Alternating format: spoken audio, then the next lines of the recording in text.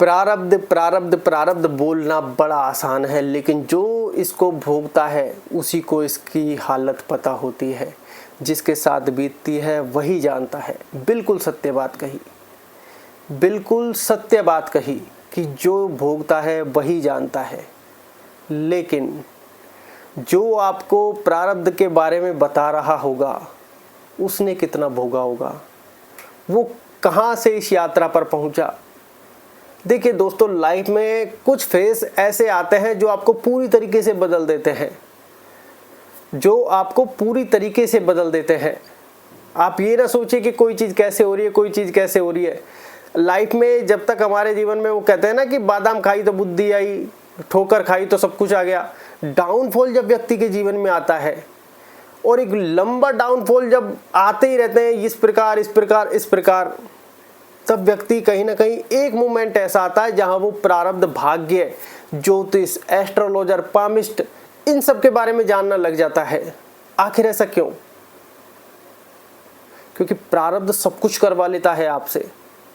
आपको ऐसा लग रहा होगा कि आज मैं ये वीडियोस देख रहा हूँ, नहीं, ये भी कहीं ना कहीं यूनिवर्स की योजना है कि आप प्रारब्ध के बारे में जान रहे हैं। आप कहीं ज़्यादा परेशान हैं इसलिए प्रारब्ध के बारे में जान रहे हैं, और आपका प्रारब्ध अब खत्म होने वाला है इसलिए भी जान रहे हैं। क्योंकि ऐसा कहा जाता है, बड़े बड़े एस्ट्रोलॉजर्स का, बड़े बड़े पामिस्ट का ऐसा कहना है कि जब राहु रेखा या फिर कहीं कि आपके जीवन का अंतिम दुख वाला समय चल रहा हो, तो ऐसे समय पर ही आप ज्योतिष और एस्ट्रोलॉजर या पामिस्ट या किसी ज्ञानी व्यक्ति के पास पहुँचते हैं, या कोई ऐसा व्यक्ति जो तुम्हें बता दे कि प्रारब्ध है।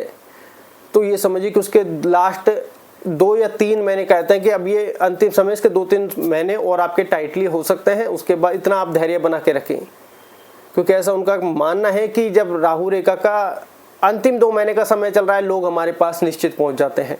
वो व्यक्ति उस समय बहुत ज़्यादा विचलित, परेशान हो जाता है। तो जो आज आपको प्रारब्ध के बारे में बता रहा है, प्रारब्ध के बारे में समझ रहा है, भाग्य, नियति, विधि का विधान, तो वो कहाँ से पहुंचा होगा? वो बिना प्रारब्ध भोगे यहाँ तक नहीं पहुंच सकता। क्यों?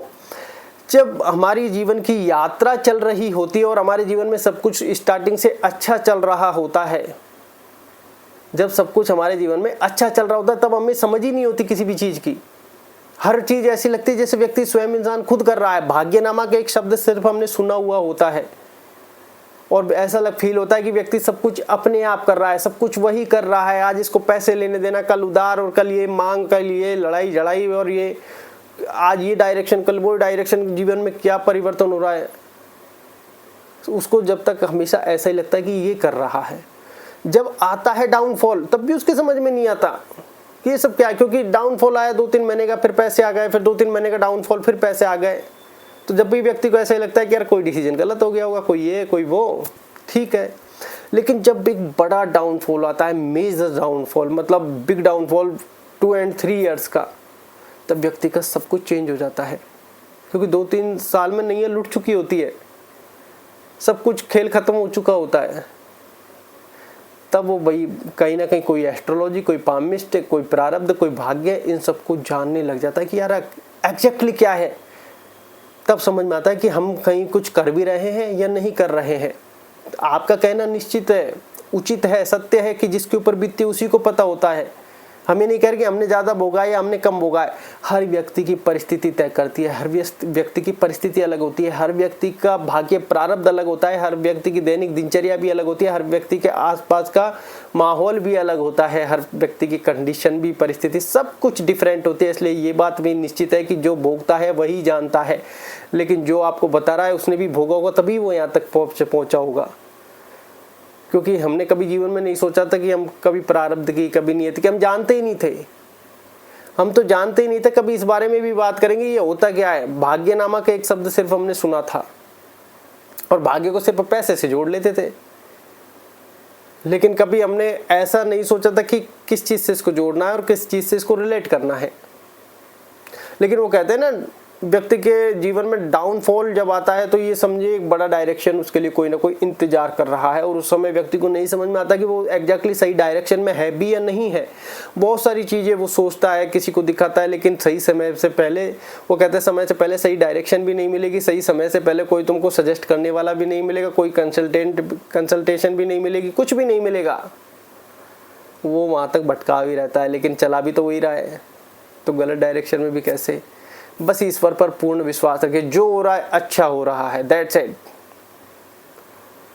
कोई कुछ कह रहा है तो उसकी भी सुन लो, कोई कुछ कह रहा है तो सुन लो, अमल हो रहा है तो अमल कर लो, जो आपको ठीक लगे। बस मन खराब मत करना, कि मन में नकारात्मकता मत लाना।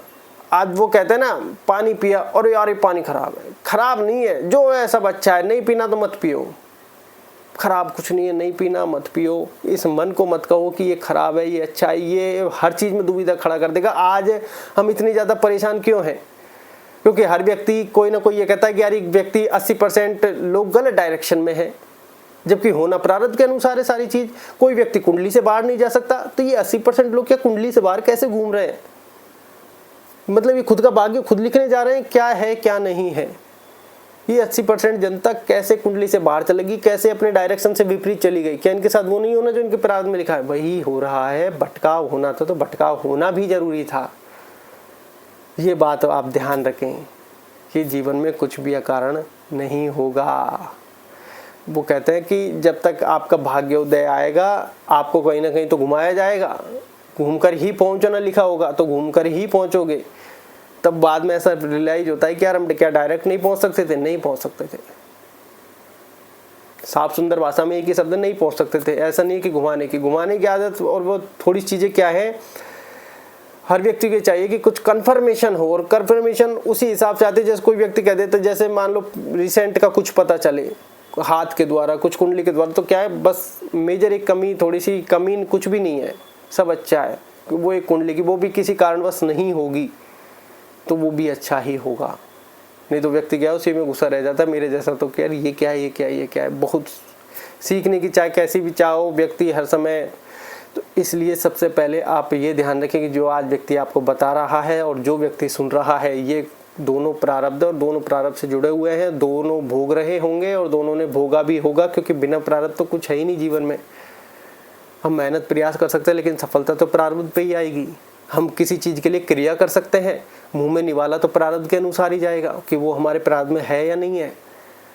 और ऐसा नहीं है जिसकी उसने लिख दी उसी हिसाब से चीजें चले, क्योंकि विधि के विधान में सब कुछ निहित है कि उसी के हिसाब से व्यक्ति आगे बढ़ेगा। मान लो कोई एक रूपरेखा बनाई गई हो 100 व्यक्तियों की, ऊपर से सेट करके उसमें डाला हो सॉफ्टवेयर में सिस्टम, तो अब वो उसी के अनुरूप आगे बढ़ेगा। जब कोई दूसरा व्यक्ति गलत करता है तो उसके कर्म हो जाते हैं, जब खुद गलती करता है तो वो प्रारब्ध भाग्य बन जाता है। उसका भी प्रारब्ध ही होगा, तुम्हारा भी प्रारब्ध है। मेन चीज़ यही है कि फैसला कौन करे, क्योंकि जब तक व्यक्ति के जीवन में सब कुछ चल रहा है, वो व्यक्ति हमेशा आपके उसके हाथ में हथौड़ा होगा और वो आपके माथे पर बजाता रहेगा, कर्म करो कर्म करो कर्म करो। आपकी बुद्धि काम नहीं कर रही है, आपको पता ही नहीं है कर्म करना क्या है। और ये सेम अगर उल्टा कॉन्सेप्ट हो जाए तो आपके हाथ में थोड़ा रहेगा, आप भी ये कहोगे कर्म करो कर्म करो। क्यों? क्योंकि अभी आप भाग्य प्रारब्ध से जुड़े नहीं हैं। जब कोई व्यक्ति डाउनफॉल देख लेता है और दूसरा व्यक्ति कह रहा है कि कर्म करो, वो उस समय ठीक है भाई कर्म कर लेंगे, सुन लेगा। जब वो दूसरे व्यक्ति का प्रारब्ध कुछ ऐसा बन जाता है कि 6 महीने का मतलब परेशानी वाला, तब ये व्यक्ति नहीं कहेगा कि कर्म करो, ये व्यक्ति कहेगा कि धैर्य रखो, क्योंकि ये जान चुका है प्रारब्ध भाग्य को। ये व्यक्ति सिर्फ यही सुनेगा कि यार मैंने इसको कर्म बताई, यही क्यों कह रहा है कि धैर्य रखो। फिर ये इससे पूछेगा कि भैया आखिर कारण क्या है, कि भैया हर समय हर परिस्थिति एक जैसी नहीं होती, हर समय कर्म भी नहीं होता, क्रियाएं होती हैं। कि क्रियावान में ये किसी को समझ में नहीं आया कि कर्म है, क्रिया है या कर्म योग है।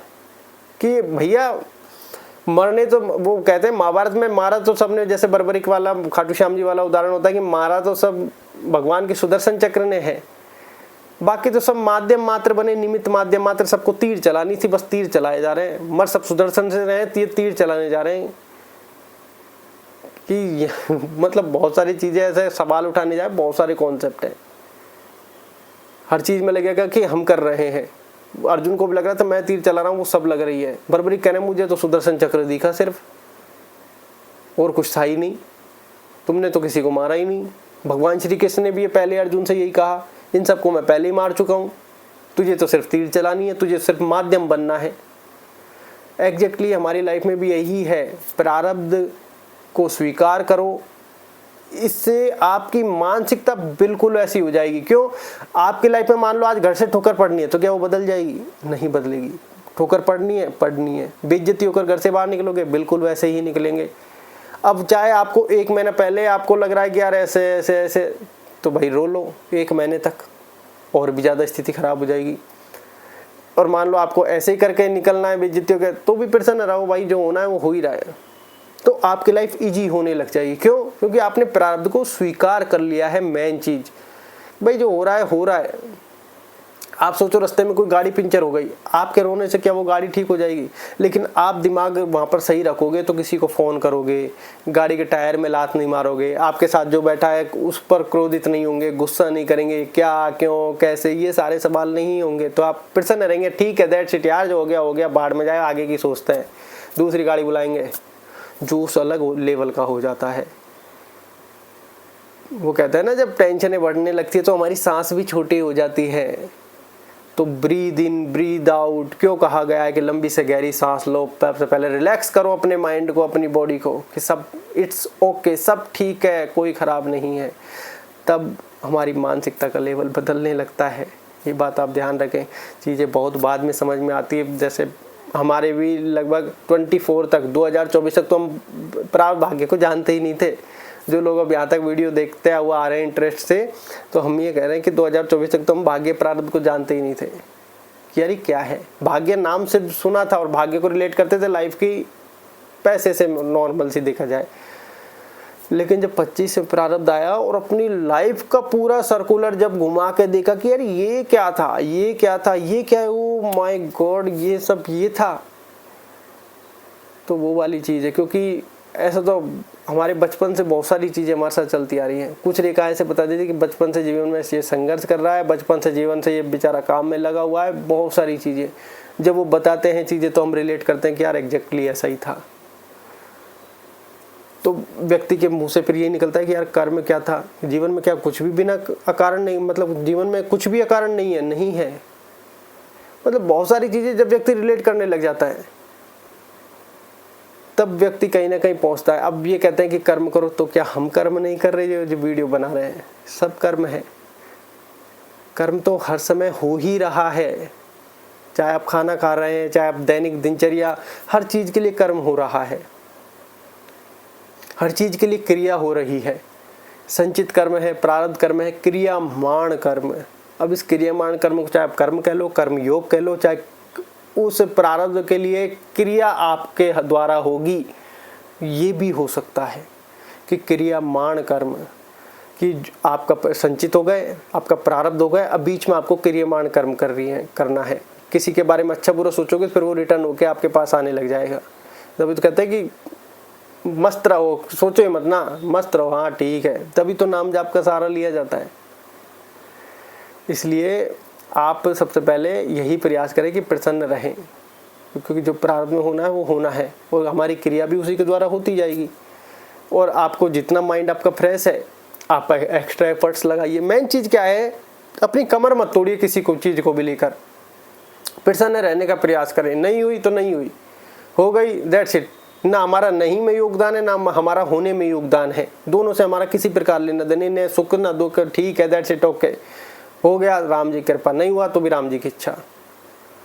तब आपका मानसिकता का लेवल बदलने लग जाएगा, क्योंकि हमने किसी चीज़ को पकड़ा ही नहीं है। नहीं हुआ ठीक है, गोलगप्पे खाने तो नहीं मिले, कोई बात नहीं यार, खा लेंगे, राम जी जाने भेज देगा। पता चला 3 दिन बाद गोलगप्पे कोई अपने आप खिला गया, कोई मित्र आ गया, ले यार गोलगप्पे के ठेले पे खड़ा हुआ था, गोलगप्पे खाएंगे। तब तुम सोचोगे यार आज सोचा नहीं था, आज गोलगप्पे मिल रहे हैं। एग्जैक्टली हमारी लाइफ कुछ ऐसे ही चल रही है। आप लाइफ में कितने भी डाउनफॉल में आ जाएं, फिर भी आप एक फील ये करोगे कि यार खाना भी मिल रहा है, लाइफ चल भी रही है, ये कैसे हो रहा है। जब व्यक्ति भाग्य प्रारब्ध को अपने आप स्वयं स्वीकार करने लग जाता है। जो नहीं स्वीकार कर रहे उनकी भी कोई गलती नहीं है, सब अपने अपने सब अच्छे कर रहे हैं, सब अच्छा है, कोई चीज़ ऐसे नहीं है। ये बात आप ध्यान रखें। इसलिए मेडिटेशन, ध्यान और नाम जाप का सहारा लेने का जरूर प्रयास करें, क्योंकि ये अच्छा तो सब अच्छा। ये तुम्हारे पूरे शरीर को ठीक भी कर देगा, शरीर की एक्सरसाइज भी कर देगा, जिम की भी जरूरत नहीं है, स्वास्थ्य को भी ठीक कर देगा, ये सब कुछ कर देगा। लेकिन इसमें आप डालोगे पाप पुण्य नकारात्मक अच्छा बुरा, ये डैमेज भी कर देगा। इसलिए सब अच्छा है, इसलिए सब अच्छा है। जब ये चालू करोगे धीरे धीरे positive positive, everything is okay. ठीक है, धन्यवाद।